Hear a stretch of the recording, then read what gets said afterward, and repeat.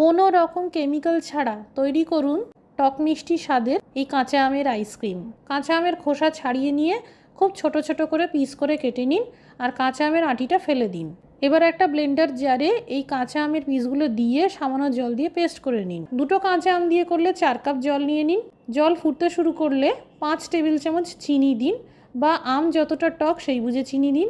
কাঁচা আমের পেস্ট দিয়ে ক্রমশ নাড়াচাড়া করতে থাকুন। একটা হালকা চটচটে ভাব চলে এলেই বুঝবেন ঘনত্ব একদম ঠিক আছে।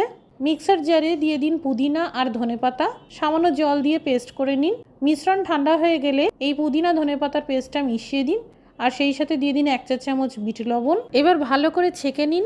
আইসক্রিম জমানোর কোনো মোল্ড থাকলে ভালো, না হলে যে কোনো ছোট্ট স্টিলের গ্লাসেও জমাতে পারেন। মোটামুটি 8 থেকে 9 ঘন্টা এই আইসক্রিম জমতে দিন। আইসক্রিম ডিমোল্ড করার জন্য একটা পাত্রে জল ভরে এই মোল্ডটাকে ডুবিয়ে দিন। তৈরি হয়ে গেল কাঁচা আমের আইসক্রিম, কোনো রকম কেমিক্যাল ছাড়া।